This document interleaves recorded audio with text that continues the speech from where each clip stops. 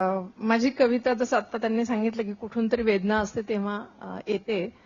माझी वेदना होती माझ्या पतीचं निधन आणि त्यानंतर दोन ओळी अशाच काहीतरी सुचल्या की तुझे ते प्रेमळ डोळे असतात सदा अवतीभोवती, त्याच एका श्रद्धेवर जगते मी आणि माझी प्रीती. आणि मग मला असं वाटलं की ही कविता आहे आणि याला कविता म्हणतात आणि मग कविता सुरू झाली. तर वेदनेने हुंकार दिलेली कविता माझी होती. त्यानंतर अधिकारी झाल्यावर एक सरळ मार्गी स्वच्छपणे काम करताना आपल्याला बरेच अडथळे येत असतात, त्रास होत असतो आणि आजूबाजूला जे काही चाललेलं असतं ते आपण उघड्या डोळ्यांनी पाहू शकत नाही, परंतु त्यामध्येच आपल्याला निभाव लागून घ्यायचा असतो. त्यामध्ये व्यक्त झालेली ही कविता आहे. बऱ्याच वर्षांपूर्वी ठाणे महानगरपालिकेत असताना लिहिलेली मला असं वाटतं. आत्म्यांमध्ये जाळ पेटवण्यासाठी मांडलाय तत्वांचा डाव चहू बाजूनं पसरलेल्या वाळवीत. मांडलाय तत्वांचा डाव चहू बाजूनं पसरलेल्या वाळवीत. पोखरेल ती मला सर्वनाशासाठी, तरी पाय घट्ट रोवून उभं राहायचंय लढण्यासाठी.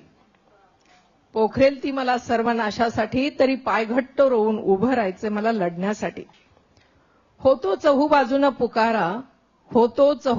पुकारा, फुंकतात ते रणशिंग, बडवतात कधी ढोल ताशेही, तरी कान बंद करून धुंडाळत राहायचंय मला माझं विश्व. तरी कान बंद करून धुंडाळत राहायचंय मला माझं विश्व. घालतील कधी बेड्या पायात, उठवतील रान हिंसाचाराचं. घालतील बेड्या पायात, उठवतील रान हिंसाचाराचं. होईन मी चक्काचूर त्यांच्या क्रौर्यानं. कुणाला म्हटलं हे कळत असेल तुम्हाला? महापालिकेत काम करत असताना, त्यामुळे मी बोलत नाही स्पष्टपणे.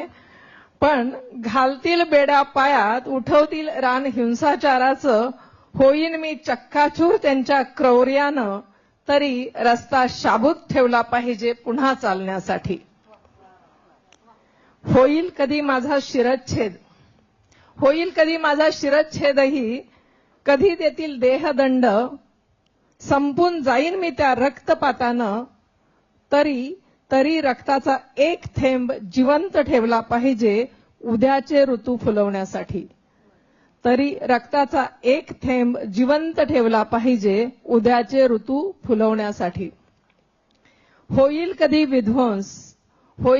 विध्वंस, फुटतील बॉम्ब माझ्यावर. होईल कधी विध्वंस, फुटतील बॉम्बही माझ्यावर. जळून जाईनही मी कदाचित, तरी मला उरलं पाहिजे सत्याच्या राखेत एक ठिणगी बनून अनेक आत्म्यांमध्ये जाळ